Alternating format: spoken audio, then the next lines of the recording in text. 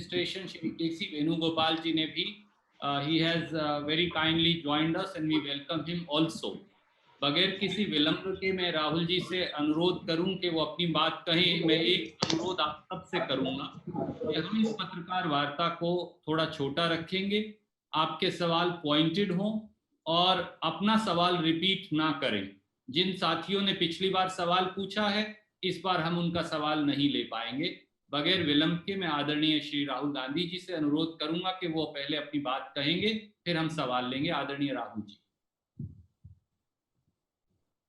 नमस्कार रणदीप जी, वेणुगोपाल जी और प्रेस के हमारे सब मित्रों, आप सबका बहुत बहुत स्वागत। मैं शुरुआत में छोटी सी स्टेटमेंट बोलना चाहता हूँ। अंग्रेजी में और हिंदी में बोलूँगा, उसके बाद आप अपने सवाल पूछिए। Friends, 2 months ago, the Prime Minister said that we were going to fight a 21-day war against COVID. It was his expectation that we would defeat the COVID virus in 21 days. Now we are on 60 days and we are the only country in the world where the virus is exponentially rising, and we are removing a lockdown. So it is pretty clear that the aim and the purpose of our lockdown has failed. What India is facing now in front of us is the result of a failed lockdown. Now, what we in the Congress party and a lot of people want to understand, and we do not want to do it harshly, aggressively, but we want to understand what the government's view is going forward. We want to understand what is their strategy. It is pretty clear that 4 stages of lockdown have not produced the result that the Prime Minister expected. Prime Minister and his entire advisory staff, including his top medical people, said that the disease would start to reduce towards the end of May.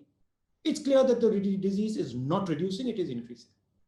So we, with utmost respect, want to ask the Prime Minister and the government, now that we have a failed lockdown, what is their strategy going forward? What is their strategy as far as opening up India is concerned? What are the precautions that they're going to take to now curb this disease? How are they thinking about supporting our migrants? How are they thinking about supporting the state governments? How are they thinking about supporting small and medium businesses? We had great expectations. There was multiple press conferences about the package. Prime Minister said 10% of GDP. The reality is we have less than 1% of GDP being given, most of it in loans, hardly any cash giving to people. Congress party is running some states. We are giving cash to people. Directly, we're giving cash to farmers. We are giving cash to laborers. But we are not getting any support from the central government. And it is becoming extremely difficult for our states to function without adequate support from the central government. थोड़ा मैं हिंदी में बोल देता हूं। नरेंद्र मोदी जी ने कहा था कि 21 दिन में कोरोना की लड़ाई जीती जाएगी। 4 लॉकडाउन हो गए, तकरीबन 60 दिन हो गए। हिंदुस्तान पहला देश है जो बीमारी के बढ़ते वक्त लॉकडाउन बंद कर रहा है। चाहे वो जापान हो, चाहे वो कोरिया हो, चाहे वो जर्मनी हो, फ्रांस हो, सब के सब ने लॉकडाउन जब बंद किया, जब बीमारी घटनी शुरू हुई थी। तो यह बात क्लियर है, स्पष्ट है कि हिंदुस्तान का लॉकडाउन फेल हुआ है। जो लक्ष्य नरेंद्र मोदी जी का था, वो लक्ष्य पूरा नहीं हुआ। और अब हम बहुत इज्जत से, रिस्पेक्ट से, आदर से सरकार को और प्रधानमंत्री को पूछना चाहते हैं कि अब आपका प्लान बी क्या है। बीमारी 21 दिन में गायब नहीं हुई, बीमारी बढ़ रही है, आपकी स्ट्रेटजी क्या है? लॉकडाउन को आप किस प्रकार से देखते हैं? इसको आप किस प्रकार से रिलीज करेंगे? जो हमारे मजदूर भाई बहन हैं उनकी आप कैसे मदद करोगे? जो आप हमारे जो छोटे स्मॉल एंड मीडियम बिजनेसेस हैं उनको उनकी आप मदद करना चाहते हो, नहीं करना चाहते हो, क्या प्लान है? तो ये सवाल हम सरकार से पूछना चाहते हैं। ये मैं कोई राजनीतिक पॉइंट स्कोर नहीं करना चाह रहा हूं, मुझे थोड़ी घबराहट है क्योंकि जो होना था वो नहीं हुआ है और देश को मालूम होना चाहिए, सच्चाई एक्सेप्ट करनी चाहिए कि हमें बताया गया था कि 21 दिन में बीमारी को हराया जाएगा। 60 दिन हुए हैं, बीमारी दौड़ती जा रही है, बढ़ती जा रही है। अस्पतालों से मेरी बात होती है, कहते हैं कि बीमारी बढ़ती जा रही है। तो ये सवाल है, अब आप अपने सवाल जरूर पूछिए। Thank you, Rahul ji. In fact, there has been some problem at Randeep ji's end, so Yes, I've just been told. So first question is from Kaushik Dekar. He's senior editor with Times of India Today Group. Sorry, Kaushik, please go ahead. Ask your question.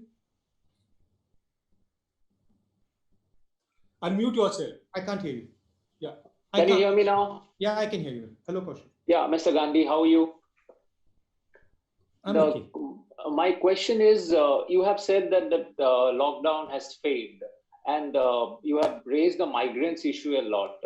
I saw your video also. So my question is, how did the government fail in handling the migrants, as you have mentioned? Because was it the timing of the lockdown? And second part is that now most of the migrants, they have returned to their villages. So that is also creating a health hazard for the local people. And at some point of time, they will have to come back also. So how do you think, as a constructive opposition party, how do you think the government should go ahead from now on? I don't want to go into why the government has failed. That is in the past. I don't want to sort of go into details about what could have been done, how it could have been done, who should have done it. I'm not interested. I am interested in right now. I am interested in what India is facing right now. And what we are facing right now is a failed lockdown, because the goal of the lockdown, as stated by the Prime Minister on national television, was that we will defeat the disease in 21 days. These are not my words, these are the words of the Prime Minister. Now it is 1 lockdown, 2 lockdown, 3 lockdown, we're coming to the end of the 4th lockdown, and the disease profile is not reducing. So I'm just stating a simple fact that what we expected from the lockdown has not occurred. Disease profile is shooting up. In number of states, it is shooting up. What is the government thinking of doing going forward? The Congress party is in power in 3 or 4 states. We know what we are planning. We are very clear what has to be done in our states. We are giving money to poor people. We are giving food to poor people.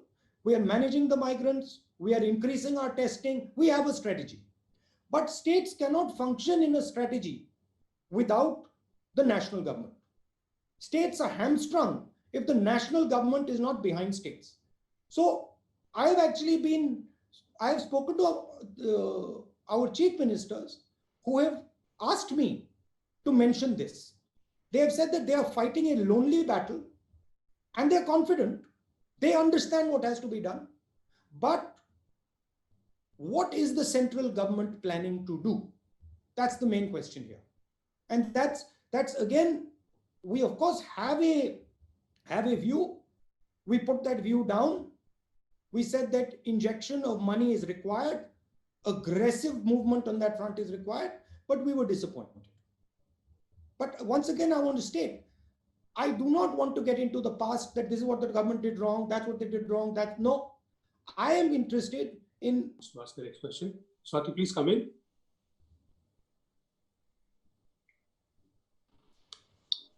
Hi, sir. This is Swati. I hope you can hear me. Yes, we can hear you. Hi, good afternoon. Yeah.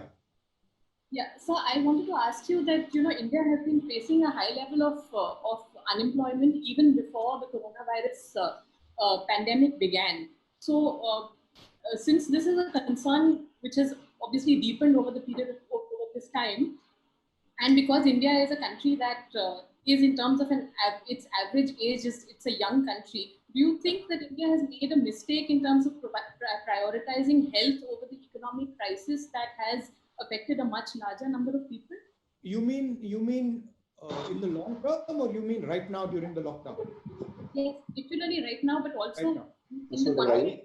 I don't think that's a binary question. I don't think it is either health or economics. I think we are smart enough, intelligent enough to work a path through that will create a compromise between a successful compromise between health and economics. So I don't see this as a on-off switch where you either solve the health problem or you solve the economics problem. I think there is a lot of nuance to that. However, India has been facing a very serious unemployment problem, and this is not new. This has been going on. You've heard of Make in India, you've heard of some of those initiatives, and they have not given the result that one expected for whatever reason. However, now there is a new element to this unemployment, which is that we were already struggling, and now suddenly we've hit this corona problem, which has multiplied this unemployment problem. As you can see, businesses were shut down. And I'm sorry to say this as a national leader, but many small and medium businesses are going to go bankrupt. The people who work for those businesses are going to become unemployed. And that is why we are raising again and again and again that an injection of capital and injection of money to small and medium businesses is required. It will be fatal if we do not do it. An injection of money to the poorest 50% of India is required. It will be fatal if we do not do it. So yes, there is an unemployment problem, but that unemployment problem has now been compounded massively by the current crisis. And no, I do not think it is a choice between healthcare and economics. I think we are intelligent enough to work out a solution that looks after both.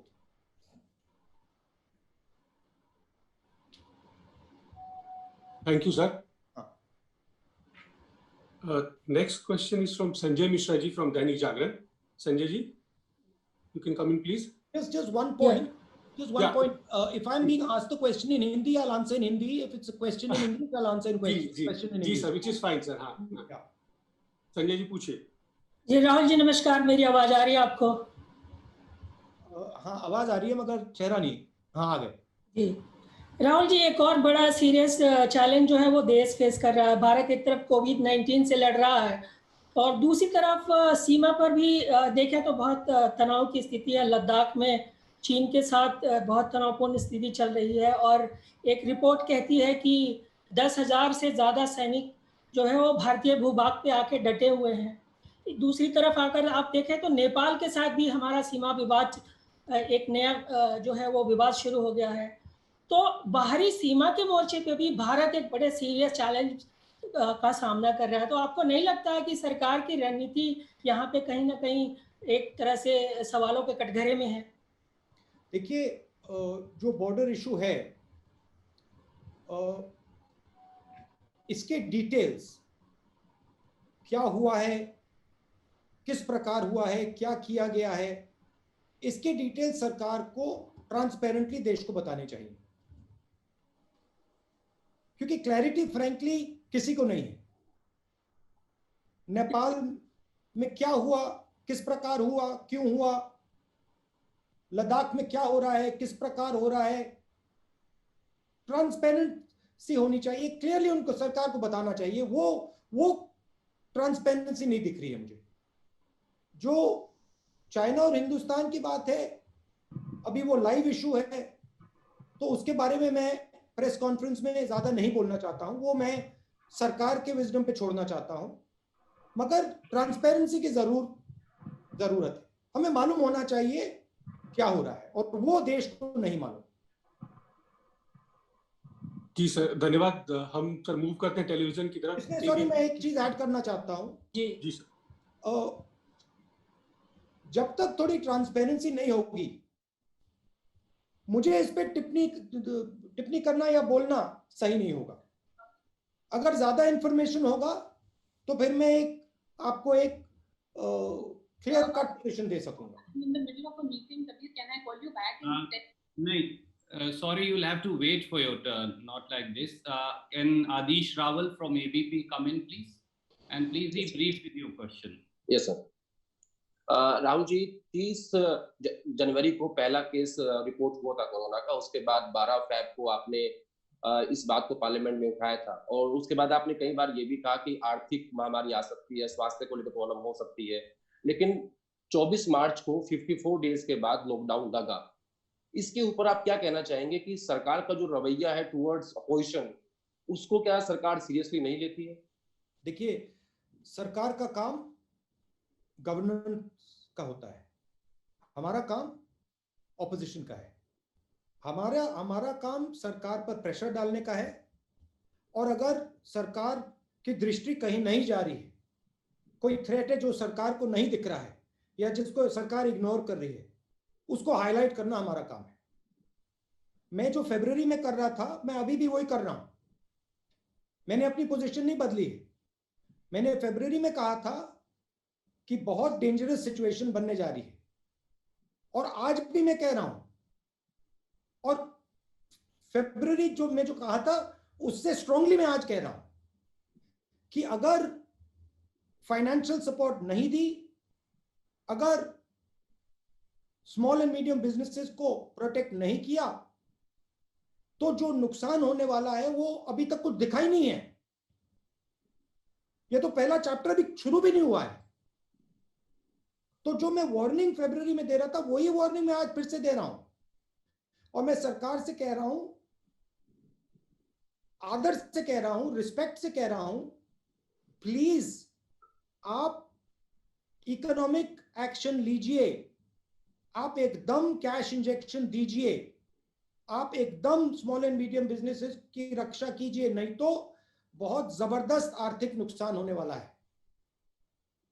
मेरा काम देश की जो निगाह है, जो perspective है, उसको शेप करने का है। और मैं देश को और नरेंद्र मोदी जी को कह रहा हूं कि आपने जो पैकेज में किया है, उससे कुछ नहीं होने वाला है। एक प्रॉब्लम है, मैं आपको बताता हूं। थोड़ी सी मेरी बातचीत जो डिसीजन मेकर्स हैं, इनडायरेक्टली होती रहती है। उनकी व्यू है कि अगर हमने बहुत सारा पैसा गरीब लोगों को दे दिया, मजदूरों को दे दिया, तो बाहर देशों में गलत इंप्रेशन चला जाएगा, हमारी रेटिंग खराब हो जाएगी। मैं फिर से दोहरा रहा हूं, हिंदुस्तान की शक्ति बाहर से नहीं बनती है। हिंदुस्तान की शक्ति हिंदुस्तान के अंदर से बनती है। हिंदुस्तान की इमेज बाहर नहीं बनती है। हिंदुस्तान की इमेज हिंदुस्तान के अंदर बनती है। जब हिंदुस्तान मजबूत होता है, जब हिंदुस्तान की शक्ति होती है, तो बाकी दुनिया देखती है, इमेज बनती है हमारी। तो मैं फिर से कह रहा हूं, हिंदुस्तान की शक्ति की रक्षा करने की जरूरत है। शक्ति की रक्षा कैसे करनी है? डायरेक्ट कैश एकदम 50% लोगों को महीने का 7,500 रुपए, सबसे गरीब मजदूरों को। ये हमारी शक्ति है, ये हमारी स्ट्रेंथ है, ये हमारा सोल है, आत्मा है। इसकी रक्षा करनी है। विदेश क्या सोच रहा है उसके बारे में नहीं सोचना, अभी वो बाद में देखेंगे। Thank you, sir. May I now request Kartikeya ji from Beyond to come in, please? Kartikeya ji, please ask your question briefly. Hello, Kartikeya, how are you? I'm fine, sir. Good afternoon. My question to you is that how has the government delivered on ground at the time of the lifting of lockdown, especially in context of the depressed people, poor people, daily wage workers? I've been speaking to quite a few daily wage workers, quite a few migrants. I've been having Zoom calls. I've been physically meeting them with all the social distancing norms. And they have a sense of hopelessness. They have a sense that they have been left alone. Many of them have said to me, भरोसा हमारा टूट गया. भरोसा हमारा टूट गया. I don't like hearing those words. I don't like hearing an Indian person saying those words. I don't care who he is. I don't like those words. I don't want a single Indian person to say those words, whether he's rich, poor, male, female, Hindu, Muslim, Sikh. I don't like those words. And they're saying those words more and more. कह रहे हैं कि भरोसा टूट गया. भरोसा किसी का नहीं टूटना चाहिए. क्या किया सरकार ने, किस प्रकार से किया, मैं फिर से दोहरा रहा हूं. बात हो गई, खत्म हो गई. मगर अभी भी हम एक्शन ले सकते हैं. अभी भी सरकार मजदूरों की मदद कर सकती है. अभी भी सरकार 7,500 रुपए महीने का दे सकती है और देना चाहिए. Thank you, sir. Can I now go to Hindustan Times? Aurangzeb ji, please ask your question. Good afternoon. My question is, last week we saw politics being played over the buses for migrants in UP. We also heard BJP and Mayawati accusing Congress of doing politics over the issue. Then a statement comes from the UP Chief Minister that other states will now have to seek his government's permission if they want to hire workers from UP. So what is your view on this? And the second is, can you repeat what you said about India, China, Nepal issue? Why would you want me to repeat it? I've already said it once, so I don't think it's necessary to repeat it. I said in English. Anyway. You want me to say it in English? No, I said anyway. You answer my first. No, sorry. You want me to say it in Hindi? You want me to say it in English? Is that what it is? Yeah, I meant about India, China. India, China. I think I've already said the India, China thing. I'll answer your first question. Look, I think it's unfortunate. I think people are first Indian and then they belong to their states. And the decision on whether somebody goes to work from Uttar Pradesh to the rest of the country is not the chief ministers. It is the people of India and the people of Uttar Pradesh. If a citizen of Uttar Pradesh wants to go and fulfill his dreams in Maharashtra or in Delhi or in Karnataka or anywhere else, he should have the right to do so. It is very unfortunate that the Chief Minister of Uttar Pradesh views India in such a way. These people are not his personal property. They are not the personal property of Uttar Pradesh. These people are Indian citizens and they have the right to decide what they want to do and they have the right to live the life they want to live. It is our job to support them to fulfill their dreams. It is not our job to say that you belong to me, you cannot go and work in Maharashtra. It's an absolutely absurd position. Thank you, sir. You want me to say a little bit about the China thing in English? Hello?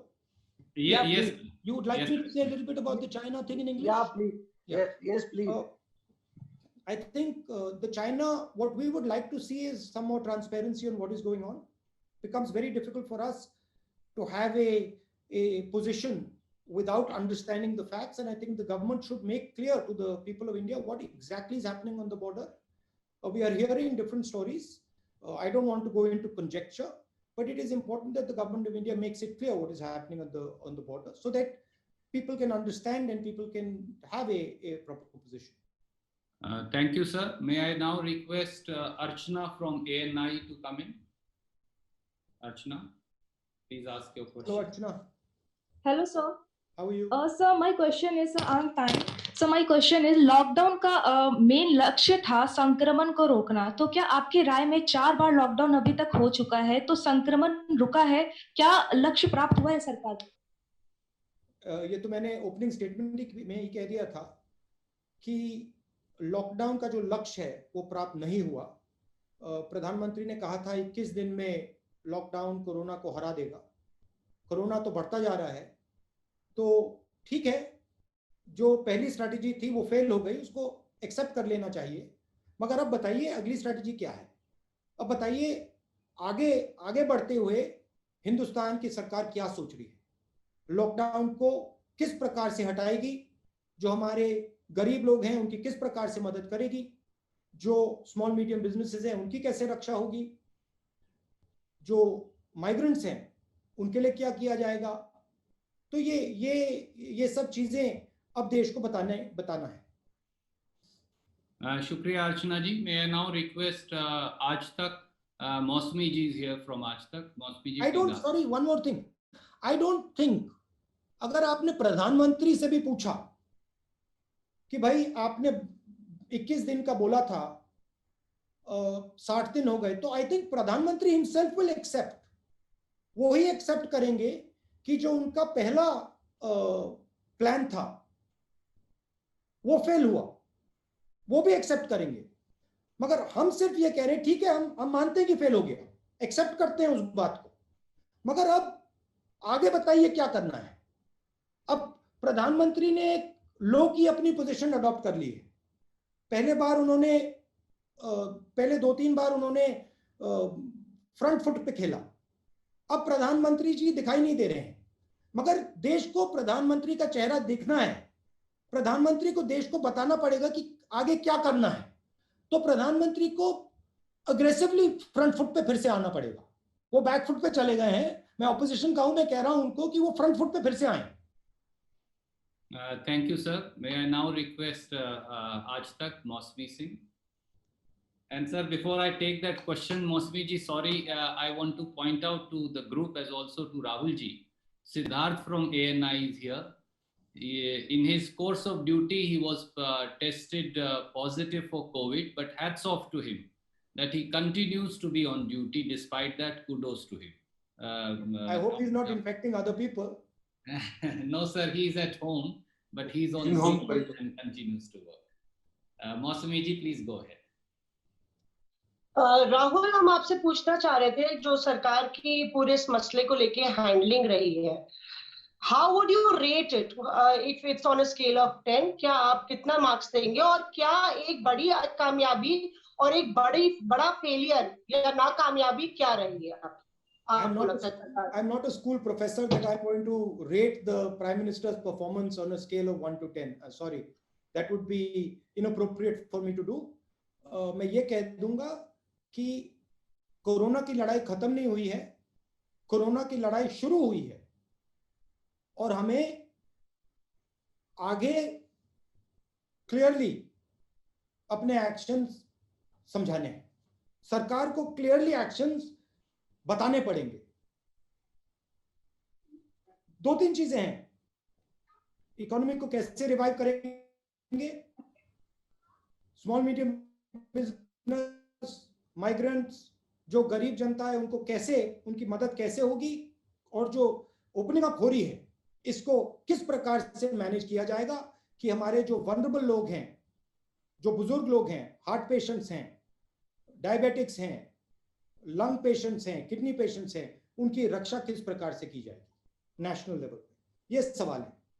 मगर मेरा ranking देना appropriate नहीं होगा।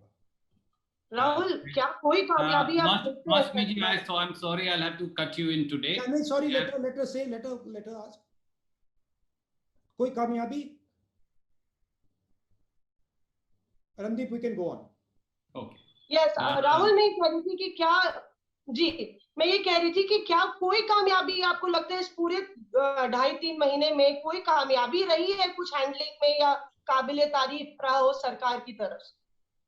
वो जवाब नहीं दिया था। मैं आपसे ना मैं क्रिटिसाइज करूंगा, ना मैं पास्ट की बोलना चाहता हूं। जो हो गया हो गया। मैं आज की बात कर रहा हूं, मुझे इंटरेस्ट आज की है और कल की है, कल क्या होने वाला है। और मुझे थोड़ी घबराहट हो रही है कि जो कोरोना वायरस है वो बढ़ता जा रहा है। स्टेट लेवल पे हम लड़ रहे हैं, मगर जो सपोर्ट मिलना चाहिए वो सपोर्ट सरकार दे नहीं रही है। और मैं रिक्वेस्ट कर रहा हूं सरकार से कि सिर्फ कांग्रेस के स्टेट्स को नहीं, बीजेपी के स्टेट्स को, कांग्रेस के स्टेट्स को, सबको वो फाइनेंशियली सपोर्ट करें। Thank you sir. हिंदू से संदीप फूकन जी, कृपया अपना सवाल पूछिए।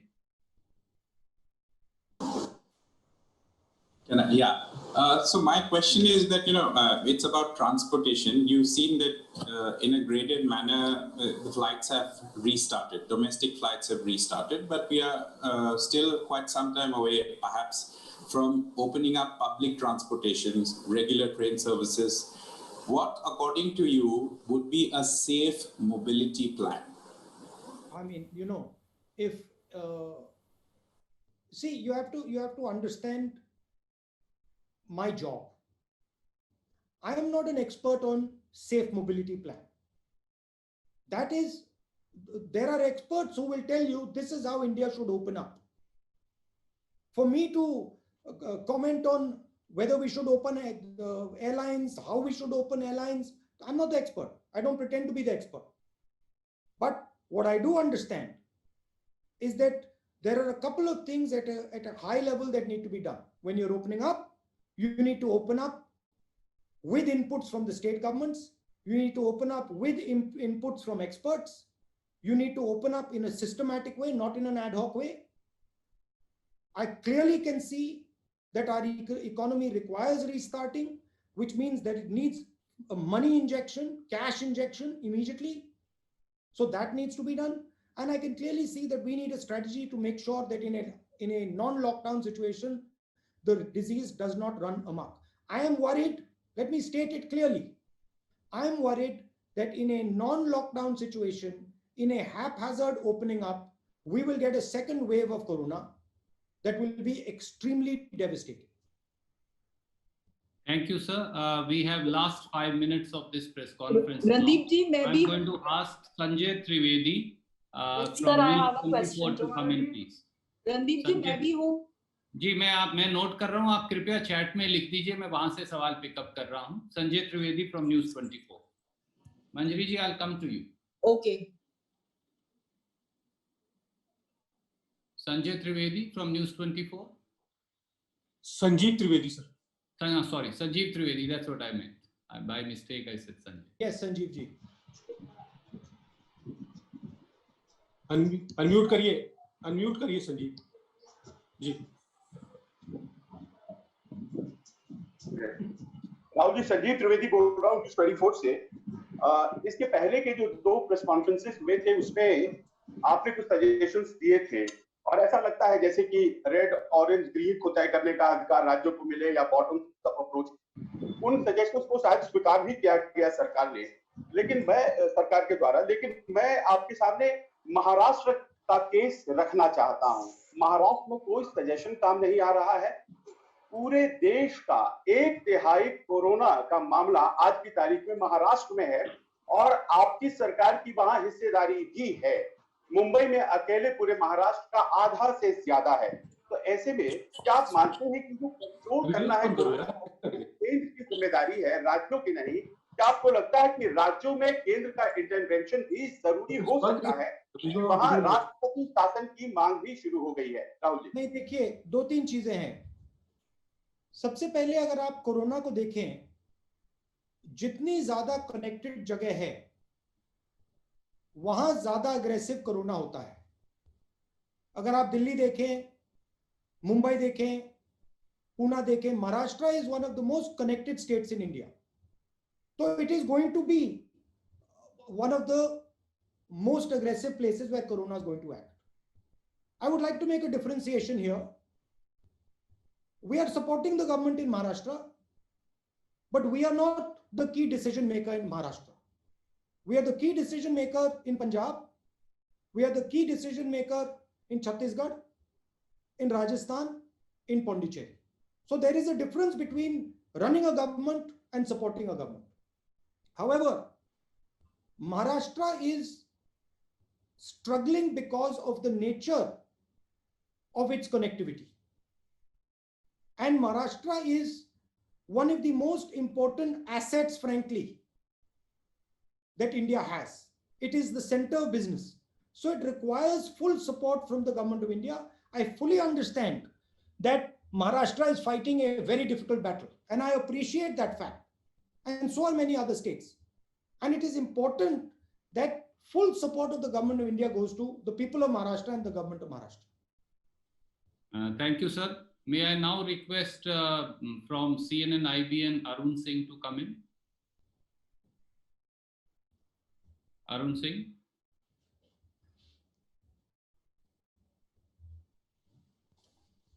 Yes. Arun ji, please go ahead. Rahul ji, मेरा सवाल ये है कि पिछली प्रेस कॉन्फ्रेंस जो हुई थी फाइनेंस मिनिस्टर की, सॉरी अरुण, एक सेकंड, वो लास्ट क्वेश्चन का थोड़ा पीस मैंने आंसर नहीं किया. ठीक है sir. So we just go back. I didn't answer the one section of that question. I just recalled. Okay. Sanjeev Trivedi ji, please sir. मैंने पूछा था कि देखिए वहाँ राष्ट्रपति शासन की मांग हो रही है और महाराष्ट्र के क्वेश्चन से पहले आपने एक और सवाल पूछा था. हमने पूछा था कि क्या आप मानते हैं कि केवल केंद्र की जिम्मेदारी है क्या?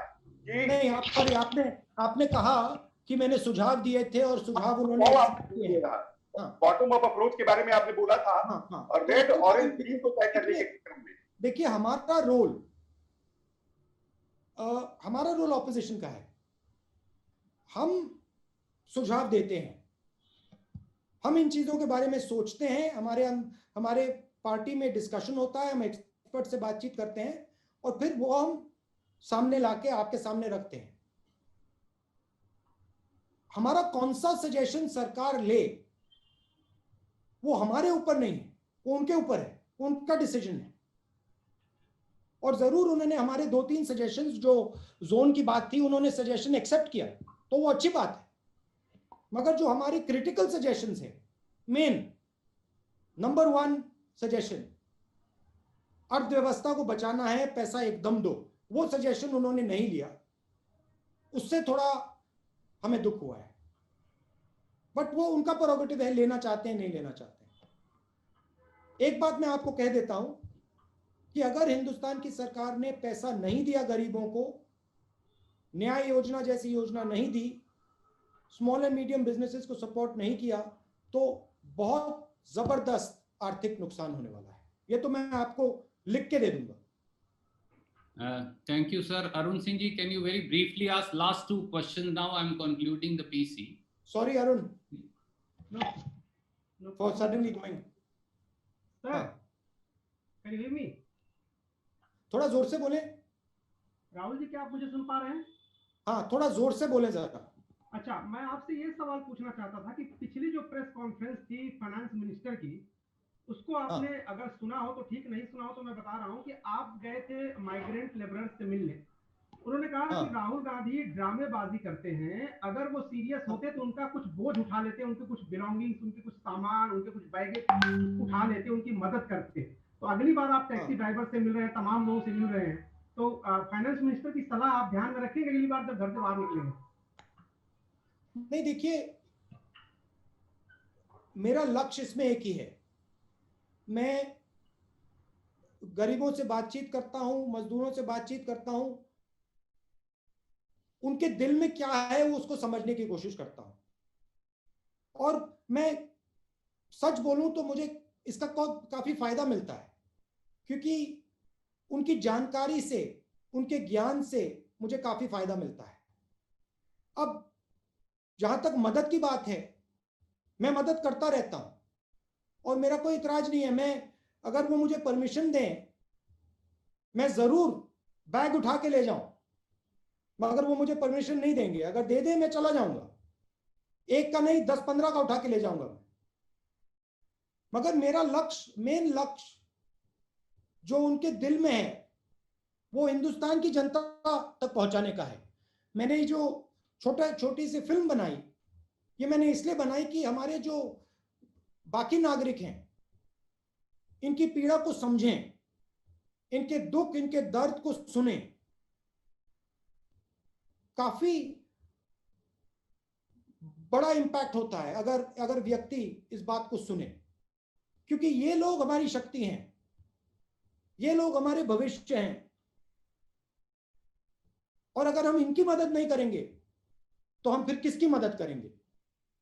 वो फाइनेंस मिनिस्टर की व्यू है कि अगर मैं उनसे बात करता हूं तो ये ड्रामा है। ठीक है, वो उनकी व्यू है, मैं उनको धन्यवाद करता हूं, और मैं उनसे कहता हूं कि अगर वो चाहती हैं तो मैं यहां से उत्तर प्रदेश चला जाऊंगा, मुझे वहां अलाउ कर दें, मैं पैदल यहां से निकल जाऊंगा, और जितने लोगों की मैं मदद रास्ते पे कर सकूंगा मैं कर दूंगा। Thank you sir. Manjari ji from Navbharat Times, please come in and let that be the last question. I apologize to all those friends who I will not be able to accommodate. Hello, नमस्ते राहुल जी, आवाज आ रही है आपको मेरी? हाँ जी। राहुल जी, मेरा सवाल है कि महाराष्ट्र को लेकर वहां पे जो विपक्ष है उसने ये सवाल लगातार मांग कर रहे हैं कि वहां राष्ट्रपति शासन लगाया जाए और वहां के जो हॉस्पिटल्स हैं उनको सेना के हवाले कर दिया जाए। लगभग वैसी ही स्थिति कुछ गुजरात में है। गुजरात की स्थिति भी बहुत अच्छी नहीं है, वहां कोरोना को लेके बहुत ज्यादा स्ट्रगल चल रहा है। लेकिन एक चीज समझ में नहीं आती कि वहां पे विपक्ष क्यों इतना कमजोर नजर आता है। हालांकि कांग्रेस ने वहां की हेल्थ सर्विसेज को लेके कुछ सवाल उठाए हैं, लेकिन क्या इस तरह की मांग वहां नहीं होनी चाहिए? और एक इसी से जुड़ा सवाल ये है राहुल जी, हमें गुजरात के बारे में प्रेसिडेंट रूल मांगना चाहिए। नहीं, आप गुजरात की सरकार बीजेपी से लेकर बीजेपी को पकड़ा दें। नहीं, आप लगातार क्या लॉजिक है? आप लगातार ये वहां पे सेना उतारने की बात की गई, इस तरह की चीजें लगातार आप राजनीति न करने की बात कर रहे हैं, लेकिन राजनीति तो हो रही है। मेरा कहना है कि गुजरात में तो बीजेपी की सरकार है, गुजरात में बीजेपी की सरकार है, प्रेसिडेंट रूल लगेगा तो बीजेपी की सरकार होगी। लेकिन नहीं, वहां पर आपकी इलॉजिकल बात है, मुझे बोलने दीजिए, ये तो आपकी बिल्कुल इलॉजिकल बात है। जहां तक विपक्ष की बात है, गुजरात में हमारे लोग विपक्ष की लड़ाई बहुत अच्छी लड़ रहे हैं, वो आपको जब चुनाव होगा वहां पर पता लग जाएगा। मगर एक स्पिरिट से मैं कहना चाहता हूं, देखिए डेमोक्रेसी में अगर महाराष्ट्र में सरकार है तो बीजेपी का काम उसको अपोज करने का है, कोई गलती नहीं है। अगर बीजेपी सवाल उठाना चाहती है, कंस्ट्रक्टिवली सवाल उठाना चाहती है, उनको उठाना चाहिए, उससे फायदा होता है, उससे हमारी सरकार उनकी बात सुनकर सीख सकती है, एक्सेप्ट कर सकती है, तो इसमें कोई प्रॉब्लम नहीं है। मगर डेमोक्रेटिक स्ट्रक्चर को उखाड़कर बिना कोई कारण प्रेसिडेंट रूल लगाना, उसमें और कंस्ट्रक्टिव ऑपोजिशन में बहुत फर्क है। अगर बीजेपी हमारी छत्तीसगढ़ में, राजस्थान में, पंजाब में हमें कोई सजेशन देना चाहती है, हम उसको सुनेंगे। अगर वो वैलिड सजेशन है हम शायद उसको एक्सेप्ट भी कर लें, तो उसके खिलाफ नहीं हूं मैं। मगर वहां से लेकर आप प्रेसिडेंट रूल में जंप मार दें, वो अलग बात है। दोस्तों, बहुत सारे सवाल राहुल जी ने आज लिए और ये इंटरेक्शंस का दौर जारी रहेगा। बहुत सारे साथियों के प्रश्न आज हम नहीं ले पाए। मैं विश्वास दिलाता हूं कि अगली बार फिर नेक्स्ट इंटरेक्शन जो बहुत जल्द होगा उसमें हम वो सारे सवाल लेंगे। राहुल जी से जुड़ने के लिए शुक्रिया। कुछ क्लोजिंग रिमार्क्स वो अब देंगे आपको।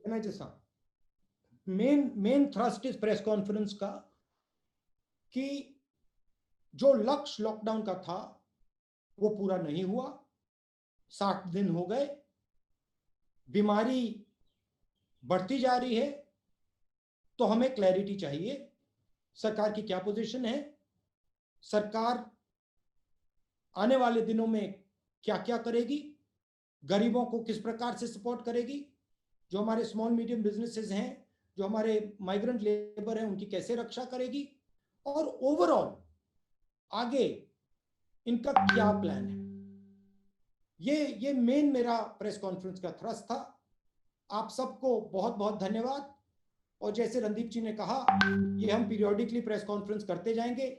पिछली बार जिन लोगों ने सवाल नहीं पूछा, इस बार आपको चांस मिल गया, अगली बार और भी लोगों को हम चांस देंगे। धन्यवाद, नमस्कार।